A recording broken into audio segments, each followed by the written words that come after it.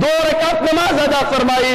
पहली रकात में सूरह फातिहा के बाद अल्लाह के रसूल सल्लल्लाहु अलैहि वसल्लम ने शिर्क से बराअत का इजहार किया। कुल या अय्युहल काफिरून ला अअबुदु मा तअबुदून वला अंतुम आबिदून मा आबुद वला अना आबिदुम मा अबदतुम वला अंतुम आबिदून मा आबुद लकुम दीनुकुम वलिय दीन। कहो ऐ काफिरों, मैं उसकी इबादत करने वाला नहीं हूं जिसकी तुम इबादत करते हो। किसकी इबादत करते थे? फरिश्तों की इबादत करते थे। इस्माइल की मूर्ति को पूजते थे, इब्राहिम की मूर्ति को पूजते थे, वद सुआ यगूस यऊक और नस्र को पूजते थे, जो कि हजरत नूह अलैहिस्सलातु वस्सलाम की कौम के औलिया किराम थे। आपने बराअत का इजहार फरमाया, कहा ला अअबुदु मा तअबुदून, मैं उनका पुजारी नहीं हूं जिनकी तुम पूजा करते हो। वला अंतुम आबिदून मा आबुद, ऐ काफिरों, ना तो तुम उसकी इबादत करते हो जिसकी मैं इबादत करता हूं। हालांकि मक्का के लोग मुशरिकीन अल्लाह की इबादत करते थे, खाना काबा का तवाफ करते थे, अल्लाह के घर का हज करते थे। लेकिन मेरे मुहतरम भाइयों, जैसा कि कुरान ने कह दिया, वक़दिमना इला मा अमिलू मिन अमलिन फजअलनाहु हबाअन मंसूरा, यह फैसला हो चुका है कि मुशरिक जो भी अमल करेगा उसका अमल बर्बाद कर दिया जाएगा। मुशरिकीन ने अगरचे अल्लाह की इबादत की, लेकिन अल्लाह के रसूल सल्लल्लाहु अलैहि वसल्लम ने उन इबादतों को ना करने के बराबर करार दिया। पहली रकात में कुल या अय्युहल काफिरून आपने पढ़ा, दूसरी रकात में अल्लाह की खालिस तौहीद बयान फरमाई, कहा कुल हुवल्लाहु अहद, कहो वो अल्लाह एक है अपनी रुबूबियत में, पैदा करने में, औलाद देने में, जिंदा करने में, मारने में, हर चीज का मालिक होने में, दुनिया का निजाम चलाने में, अपनी इबादतों में, ज़बाह के लिए, नज़र नियाज के लिए, खौफ व उम्मीद के लिए, हर एतबार से वो अल्लाह एक है अपने अस्मा में और अपनी तमाम सिफात में। अल्लाह समद, अल्लाह बेनियाज है, उसे किसी की कोई हाजत नहीं है। दुनिया के निजाम को अल्लाह तबारक व तआला तन्हा चलाता है। ये जो अकीदा है कि अल्लाह ने औलिया के हाथों दुनिया का निजाम दे दिया है, मेरे मुहतरम भाइयों, ये अपने दिमागों का बनाया हुआ अकीदा है। अल्लाह तबारक व तआला दुनिया का निजाम चलाने के लिए किसी का मोहताज नहीं है। लम यलिद वलम यूलद, अल्लाह ने किसी को जन्म नहीं दिया है। अल्लाह का नूर निकलकर मोहम्मद की शक्ल इख्तियार नहीं किया। अगर ये अकीदा है तो यूं समझता है कि गोया अल्लाह से कोई चीज निकलकर अलग हो गई थी। नऊज़ु बिल्लाह, अल्लाह तबारक व तआला इस किस्म के कुफ्र से पाक है। लम यलिद, अल्लाह ने किसी को जन्म नहीं दिया। वलम यूलद, अल्लाह से किसी ने जन्म नहीं दिया। वलम यकुन लहू कुफुवन अहद, और सुनो कि अल्लाह के बराबर कोई नहीं है। अगर कोई ये समझता है कि अर्श पर अल्लाह था, मोहम्मद की शक्ल इख्तियार करके मदीने में उतरा, तो वह कुरान की इस आयत का इनकार करता है। अल्लाह फरमाता है कि अल्लाह के जैसा कोई नहीं है। ये सूरतें मेरे मुहतरम भाइयों, बिलखुसूस अल्लाह के रसूल सल्लल्लाहु अलैहि वसल्लम ने तवाफ के बाद पढ़ी। जो शख्स आपकी सीरत तय्यबा को दिक्कत के साथ पढ़ेगा, वो इस नतीजे पर पहुंचता है कि अल्लाह के रसूल सल्लल्लाहु अलैहि वसल्लम की सुबह, अल्लाह के रसूल सल्लल्लाहु अलैहि वसल्लम की शाम, आपका हफ्ता इन्हीं चीजों से हुआ करता था। गोया एक मोमिन की जिंदगी अल्लाह के तौहीद से भरी हुई होनी चाहिए।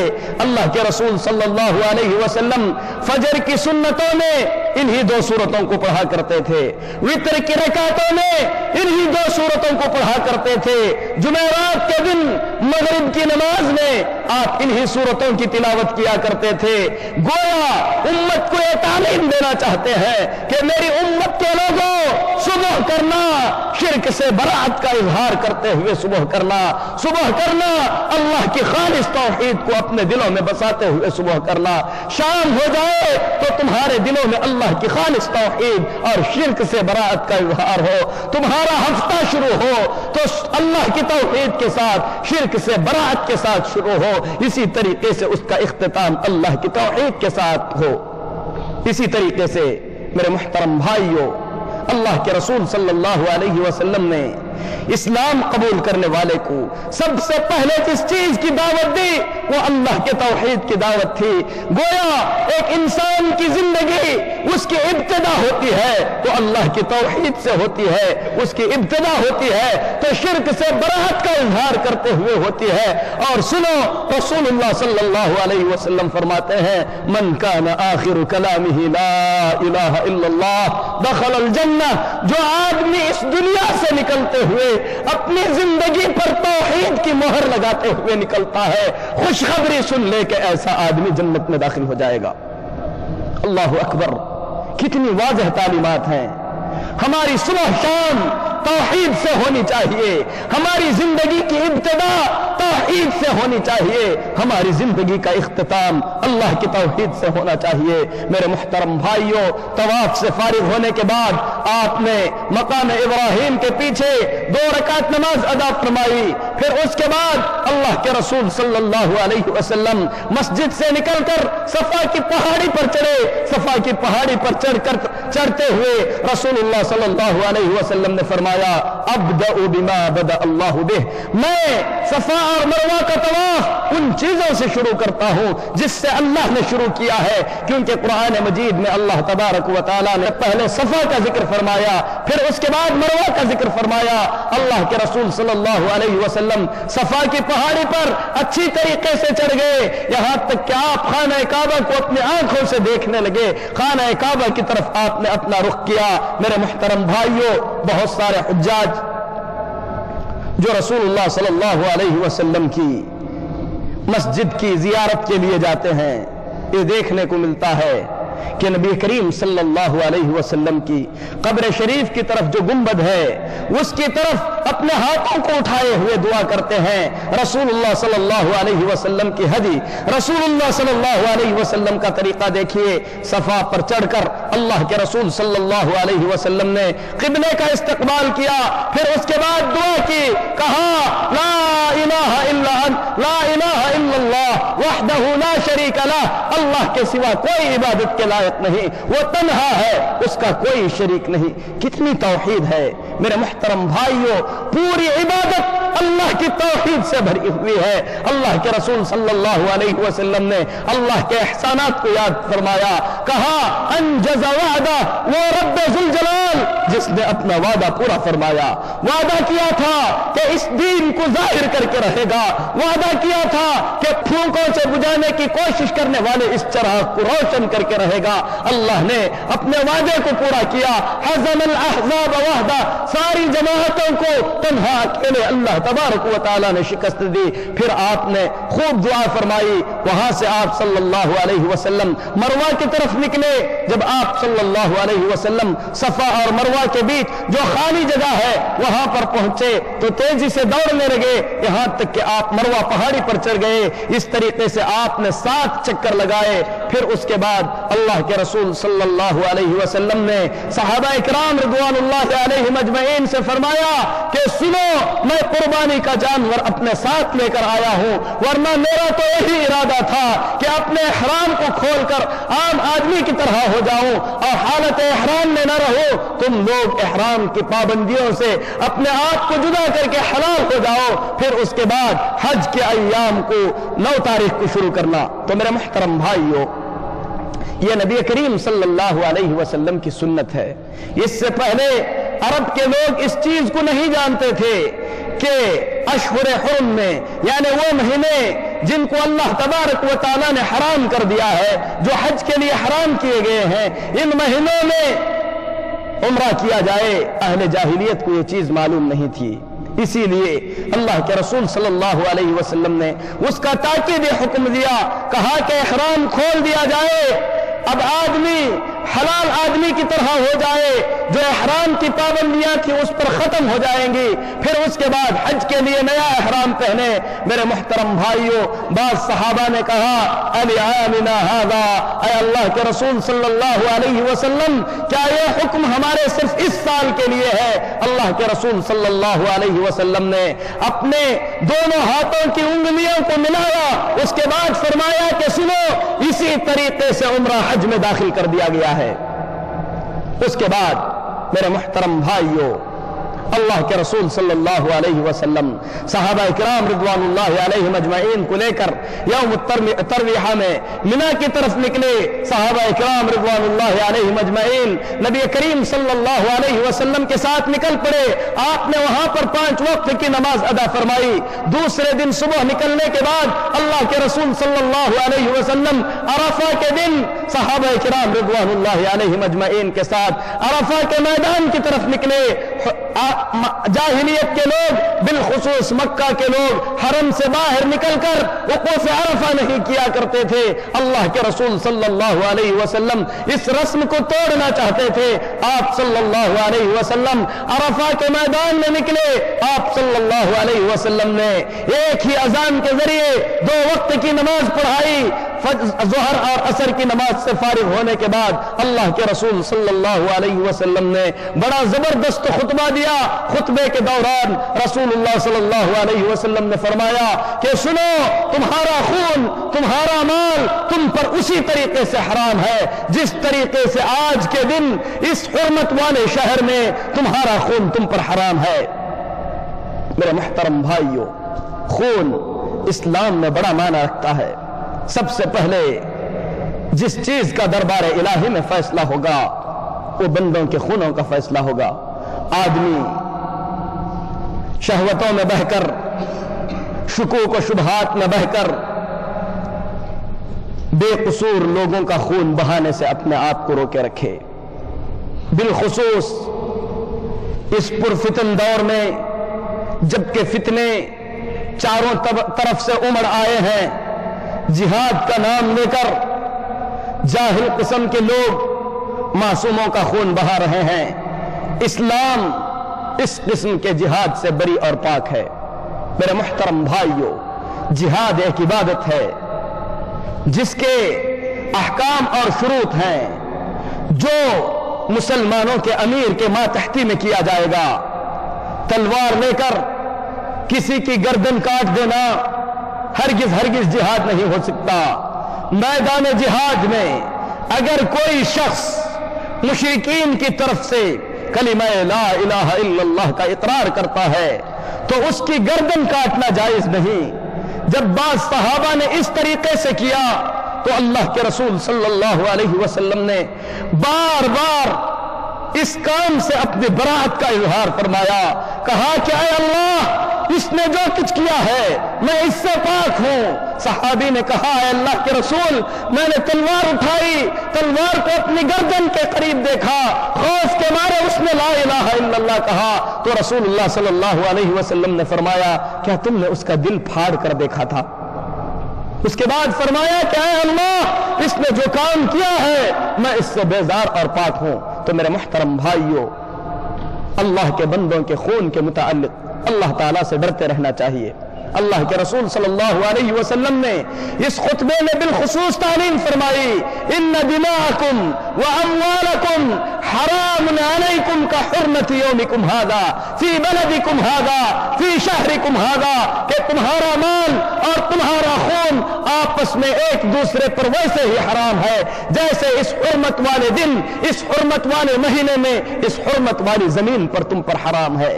پھر اس کے بعد عورتوں کے سلسلے میں بالخصوص وصیت فرمائی کہ اللہ کی بندیوں کے بارے میں اللہ سے ڈرتے رہنا، کیونکہ اللہ کا نام لے کر تم نے ان کو حلال کیا ہے.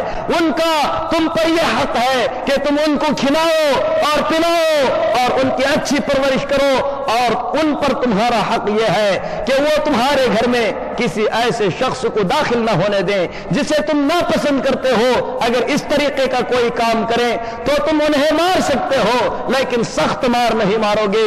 پھر اس کے بعد اللہ کے رسول صلی اللہ علیہ وسلم نے صحابہ کرام رضوان اللہ علیہم اجمعین کی جنت غفیر کی طرف دیکھا.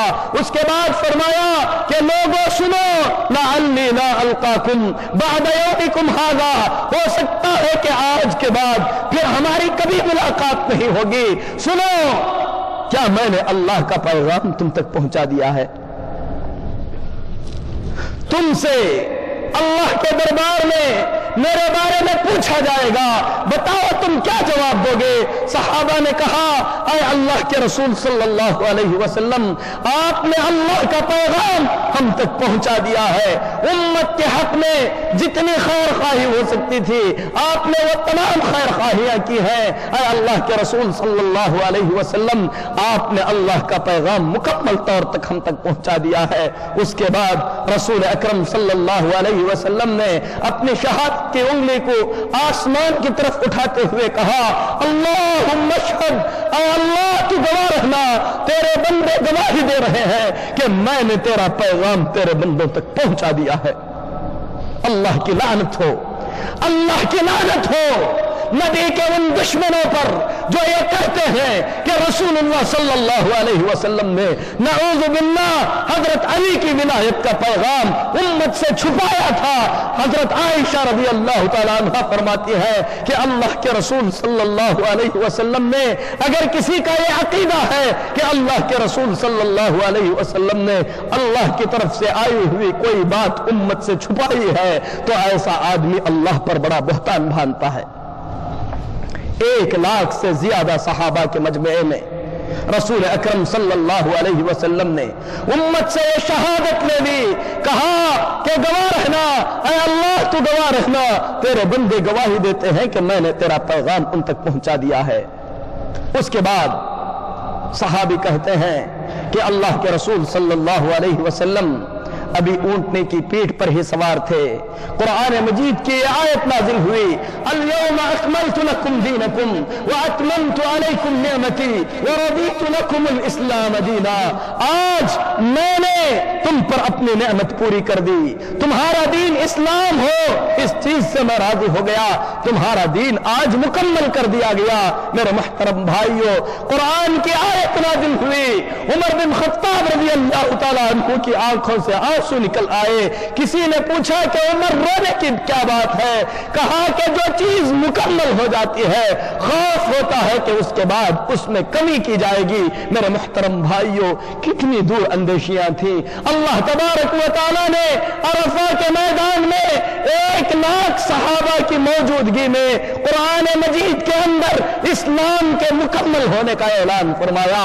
लेकिन अहले बिदअत पर अल्लाह की फटकार हो, वो तो चाहते हैं कि दीन में और ज्यादतियां की जाए। मेरे मुहतरम भाइयों, जो चीज मोहम्मद के जमाने में दीन नहीं थी वो बाद में कभी भी दीन नहीं बन सकती।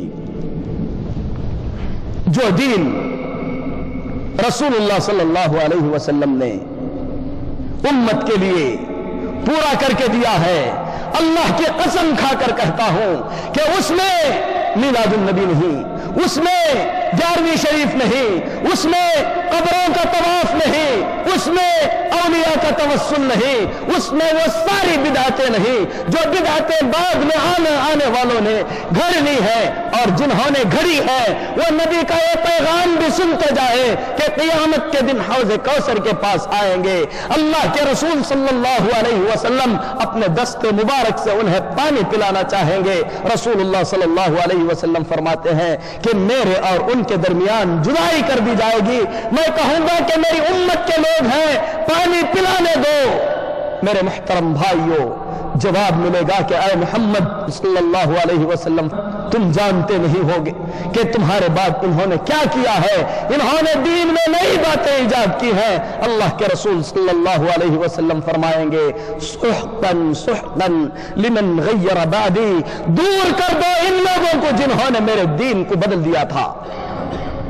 मेरे मुहतरम भाइयों, इसीलिए बिदअतें इब्लीस को आम गुनाहों से ज्यादा प्यारी लगती हैं, क्योंकि एक शराबी समझता है कि मैं शराब पी रहा हूं तो यह गलती है, एक चोर समझता है कि चोरी कर रहा हूं तो गलत कर रहा हूं, लेकिन एक बिदअती जब बिदअत करता है तो उसको गलती समझकर नहीं करता, मीलाद करता है तो यह समझकर करता है कि मैं तो रसूलुल्लाह सल्लल्लाहु अलैहि वसल्लम की मोहब्बत में डूबा हुआ हूं। तो मेरे मुहतरम भाइयों, इसीलिए सलफ फरमाते हैं कि गुनहगार के तौबा की उम्मीद हो सकती है, लेकिन बिदअती के तौबा के इम्कानात बहुत कम नजर आते हैं। दीन मुकम्मल हो गया, उसके बाद अल्लाह के रसूल सल्लल्लाहु अलैहि वसल्लम ने इस तारीखी खुतबे में पूरी उम्मत से پوری امت سے عرض کیا کہ میں جا رہا ہوں، جانے سے پہلے وہ چیز تم کو دے کر جا رہا ہوں جس چیز کو پکڑے رہو گے گمراہ نہیں ہوگے۔ وہ اللہ کی کتاب ہے، میری سنتیں ہیں، جب تک ان دونوں چیزوں کو مضبوطی سے تھامے رہو گے ہرگز ہرگز گمراہی تمہارے قریب بھی نہیں بھٹک سکتی۔ اس کے بعد اللہ کے رسول صلی اللہ علیہ وسلم نے امت کو وہاں سے الوداع فرمایا، مینا میں پہنچے، آپ نے رمی جمرات کیے، اس کے بعد لوگوں سے فرمایا خذوا عنی مناسککم، لوگوں حج کے احکام مجھ سے لو۔ اللہ کے رسول صلی اللہ علیہ وسلم امت کے لیے رسول بن کر آئے تھے، ہر عبادت کا طریقہ رسول نے ہمیں بتلایا، فرمایا کہ حج کے احکام مجھ سے لے لو، لعلی لا القاکم بعد عامکم ھذا، کیونکہ اس سال کے بعد میں تم سے نہیں مل پاؤں گا۔ اس میں اشارہ تھا اللہ کے رسول صلی اللہ علیہ وسلم کی وفات طیبہ کی طرف، جس کے متعلق انشاءاللہ اگلے خطبے میں بیان ہوگا۔ رب سے ہم دعا کرتے ہیں کہ اللہ تبارک و تعالی ہمارے نبی صلی اللہ علیہ وسلم نے محنتوں کے ساتھ جو دین امت کو عطا فرمایا ہے اس خالص دین پر اللہ تعالی عمل کی توفیق عطا فرمائے، گمراہ گروں کی گمراہیوں سے اللہ تبارک و تعالی ہمارے دامنوں کو پاک رکھے۔ رب ذوالجلال قیامت کے دن اپنے خاص مہربانی اور خاص فضل سے اس نبی اور ان کے صحابہ کا ساتھ عطا فرمائے۔ اقول قولی ھذا واستغفر اللہ لی ولکم ولسائر المسلمین فاستغفروہ انہ هو الغفور الرحیم۔ محترم حاضرین جمعہ، رسول اللہ صلی اللہ علیہ وسلم کی مبارک زندگی کا 63واں سال تھا، نبوت کا 23واں سال اور ہجرت نبوی کا 10واں سال تھا۔ اللہ کے رسول صلی اللہ علیہ وسلم اس سے پہلے حج کے عظیم فریضے کو انجام دے چکے تھے۔ حج کے فریضے کو انجام دیتے ہوئے اللہ کے نبی صلی اللہ علیہ وسلم نے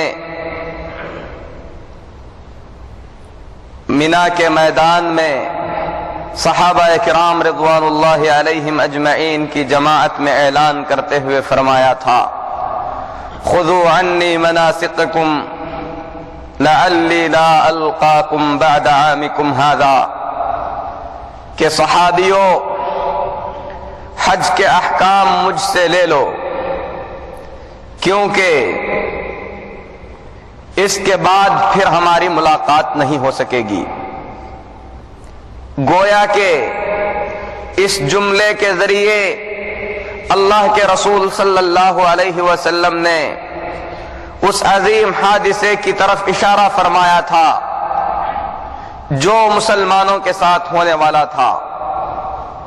اسی لیے حجۃ الوداع سے فارغ ہونے کے بعد اللہ کے خلیل، کائنات کے امام، خاتم النبیین محمد الرسول اللہ صلی اللہ علیہ وسلم بقیع الغرقد کی طرف چلتے ہیں۔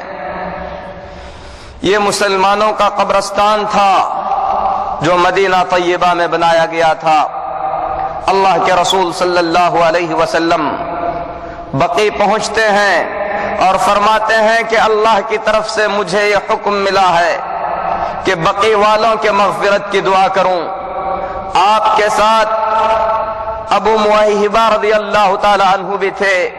اللہ کے رسول صلی اللہ علیہ وسلم نے ان سے فرمایا کہ اے ابو موہبہ، اللہ تبارک و تعالی نے اپنے ایک بندے کو اس بات کا اختیار دے دیا ہے کہ یا تو وہ ہمیشہ دنیا میں رہنے اور جنت کو چن لے یا اللہ تبارک و تعالی کی ملاقات کا خواہش مند ہو۔ میں نے کہا اے اللہ کے رسول صلی اللہ علیہ وسلم، آپ ہمیشگی دنیا کی زندگی اور جنت کو اختیار کیجئے، لیکن اللہ کے رسول صلی اللہ علیہ وسلم نے اس چیز کو پسند نہ فرمایا. آپ اللہ تبارک و تعالی کی ملاقات کے متمنی تھے.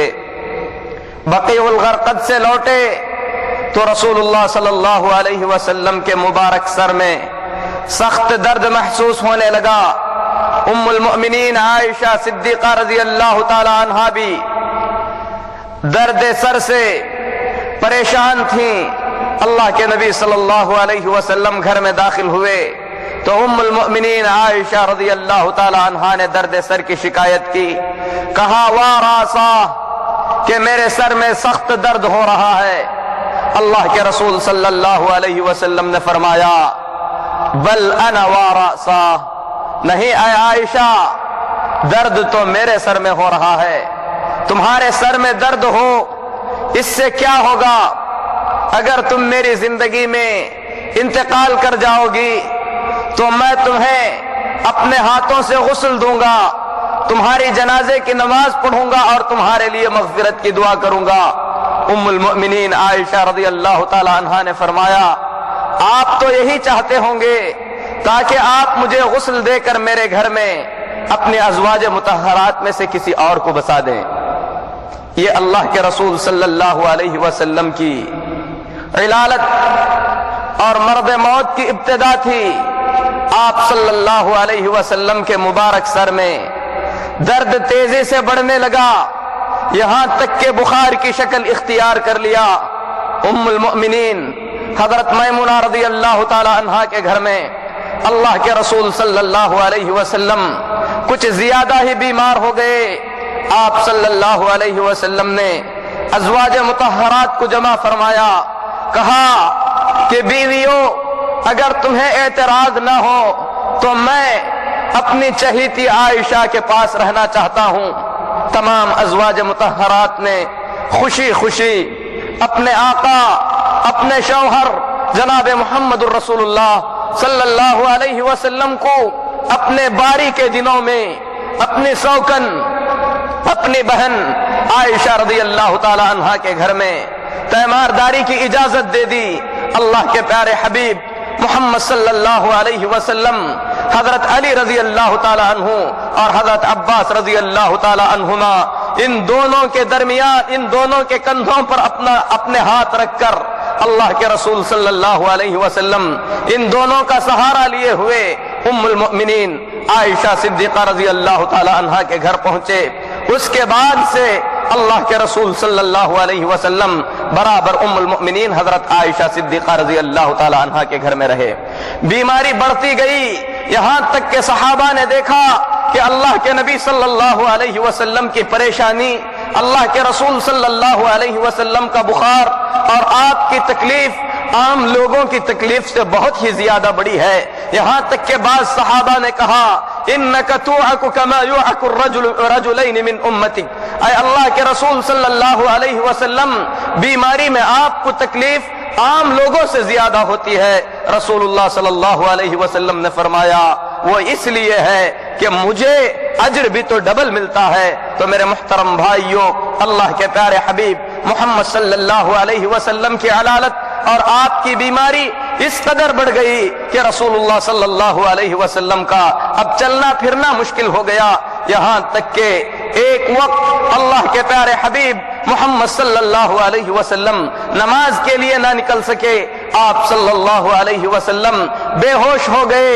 ہوش آیا تو رسول اللہ صلی اللہ علیہ وسلم نے سب سے پہلا سوال یہ کیا اصل الناس، کیا لوگوں نے نماز پڑھ لی ہے؟ ام المؤمنین عائشہ رضی اللہ تعالی عنہا نے جواب میں کہا اے اللہ کے رسول صلی اللہ علیہ وسلم ابھی نماز نہیں پڑھی گئی ہے، لوگ آپ کا انتظار کر رہے ہیں. اللہ کے رسول صلی اللہ علیہ وسلم پھر بے ہوش ہو گئے. ہوش آیا، آپ نے پوچھا کیا لوگوں نے نماز ادا کر لی ہے؟ جواب ملا کہ اے اللہ کے رسول صلی اللہ علیہ وسلم وہ تو آپ کا انتظار کر رہے ہیں. کئی مرتبہ اس طریقے سے ہوا تو رسول اللہ صلی اللہ علیہ وسلم نے فرمایا مرو ابا بکر فلیصلی بالناس، صدیق اکبر سے کہو کہ لوگوں کی امامت کرائے. آج کائنات کا امام اپنے گھر میں اپنی مسجد کے پاس لیٹا ہوا ہے، میرے محترم بھائیوں، مسجد نبوی میں امامت کے لیے صدیق اکبر کو آگے بڑھایا جا رہا ہے۔ اس سے بڑا رتبہ، اس سے بڑا مرتبہ کیا ہو سکتا ہے؟ ام المؤمنین عائشہ صدیقہ رضی اللہ تعالی عنہا نے اللہ کے رسول صلی اللہ علیہ وسلم سے کہا کہ اے اللہ کے رسول، میرے ابا جان بہت ہی زیادہ نرم دل ہیں، جب آپ کے مقام پر کھڑے ہو جائیں گے، نماز پڑھانے لگیں گے، اپنے نفس پر کنٹرول نہیں رکھ سکیں گے، لہذا آپ عمر سے کہیے کہ لوگوں کو نماز پڑھائیں۔ اللہ کے رسول صلی اللہ علیہ وسلم نے فرمایا وَيَأْبَى اللَّهُ وَرَسُولُهُ إِلَّا أَبَا بَكْرٍ، اللہ اور اس کے رسول صلی اللہ علیہ وسلم کو ابو بکر کے سوا کوئی اچھا نہیں لگتا۔ صدیق اکبر رضی اللہ تعالیٰ عنہ مسلمانوں کی امامت کرانے کے لیے آگے بڑھے۔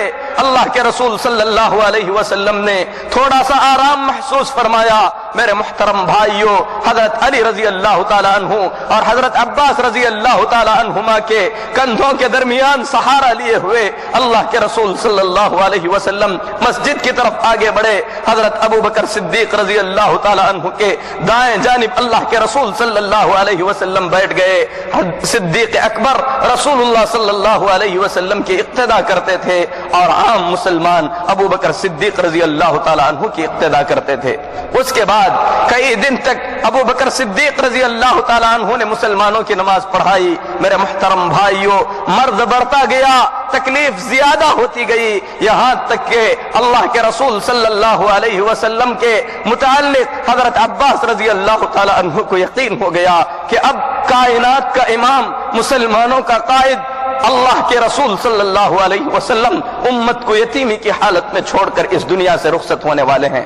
اسی لیے حضرت عباس رضی اللہ تعالیٰ عنہ نے حضرت علی رضی اللہ تعالیٰ عنہ سے کہا کہ کچھ ہی دنوں میں اللہ کے رسول صلی اللہ علیہ وسلم اس دنیا سے رخصت ہو جائیں گے، چلو چل کر خلافت کے سلسلے میں اللہ کے رسول صلی اللہ علیہ وسلم سے بات کی جائے، کیونکہ میں بنو مطلب کے جو چہرے ہیں ان چہروں پر جو موت کے نشان نظر آتے ہیں، ان نشانات کو رسول اللہ صلی اللہ علیہ وسلم کے مبارک چہرے پر دیکھ رہا ہوں۔ حضرت علی رضی اللہ تعالیٰ عنہ نے کہا کہ میں جانے کے لیے تیار نہیں، کیونکہ اگر اللہ کے رسول صلی اللہ علیہ وسلم اس معاملے کو ہم سے روک دیں گے تو پھر کبھی ہمیں یہ حق نہیں مل سکتا۔ اگر اللہ کے رسول صلی اللہ علیہ وسلم نے اسی طریقے سے چھوڑ دیا تو مسلمان جسے بہتر سمجھیں گے وہ اسے اپنا امیر بنا لیں گے۔ موت سے 5 دن پہلے اللہ کے پیارے حبیب محمد صلی اللہ علیہ وسلم نے پوری امت کو خطاب کرتے ہوئے فرمایا کہ میری امت کے لوگوں سنو، تم سے پہلے جو لوگ گمراہ اور برباد ہوئے ان لوگوں کے گمراہی اور بربادی کی وجہ یہ ہے کہ وہ اپنے نبیوں اور اپنے نیک لوگوں کی قبروں کو سجدہ گاہ بنا لیتے تھے۔ اللہ کے لیے تم لوگ اپنے نبیوں کی اور نیک لوگوں کی قبروں کو سجدہ گاہ نہ بنانا، میں اس چیز سے تمہیں روکتا ہوں۔ اللہ کے رسول صلی اللہ علیہ وسلم نے اس کے علاوہ بھی کئی مقامات پر یہود و نصارہ پر لعنت کرتے ہوئے فرمایا لعنت ہو یہودیوں پر، لعنت ہو نصارہ پر، کیونکہ انہوں نے اپنے نبیوں کی قبروں کو عبادت گاہ بنا لیا۔ میں اس طریقے سے کرنے سے تمہیں روکتا ہوں اور منع کرتا ہوں۔ میرے محترم بھائیوں، مرد بڑھتا گیا، اللہ کے رسول صلی اللہ علیہ وسلم کے بخار میں بڑی تیزی آئی۔ نبی کریم صلی اللہ علیہ وسلم نے فرمایا کہ میرے جسم پر 7 مشکیزیں پانی اڑھیلے جائیں۔ اللہ کے رسول صلی اللہ علیہ وسلم پر پانی اڑھیلا گیا۔ اللہ کے نبی صلی اللہ علیہ وسلم نے کچھ اچھا محسوس کیا۔ اس کے بعد اللہ کے رسول صلی اللہ علیہ وسلم مسجد کی طرف تشریف لائے۔ آپ صلی اللہ علیہ وسلم نے لوگوں کی امامت فرمائی، پھر اس کے بعد ممبر پر تشریف لے گئے۔ اللہ کے رسول صلی اللہ علیہ وسلم نے بڑا زبردست خطبہ دیا۔ خطبے کے دوران فرمایا کہ سنو، مجھے تم سے سب سے زیادہ ڈر اس بات پر لگتا ہے کہ تم اس دنیا کے اندر مبتلا ہو جاؤ اور دنیا کے اندر ایک دوسرے سے سبقت کرنے کی ایسی ہی کوشش کرو جیسے پہلی امتوں نے کیا ہے۔ جس طریقے سے وہ ہلاک ہو گئے اسی طریقے سے تم ہی ہلاک ہو جاؤ گے۔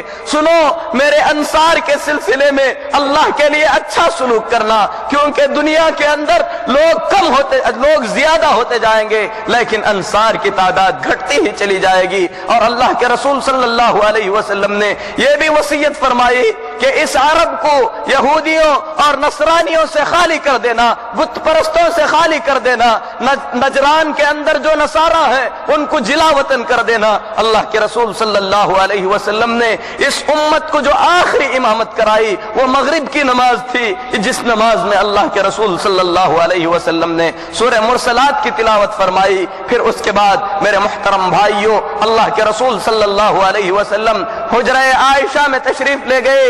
اس کے بعد اللہ کے رسول صلی اللہ علیہ وسلم کے علالت، آپ کی بیماری، آپ کا مرض بڑھتا ہی گیا۔ حضرت عباس رضی اللہ تعالیٰ عنہ فرماتے ہیں جمعرات کا دن، یہ دن تمہیں کیا معلوم، یہ وہ دن ہے جس دن اللہ کے رسول صلی اللہ علیہ وسلم نے فرمایا تھا کتاب لاؤ، میں ایک ایسی چیز لکھنا چاہتا ہوں جس کے بعد تم کبھی گمراہ نہیں ہوگے۔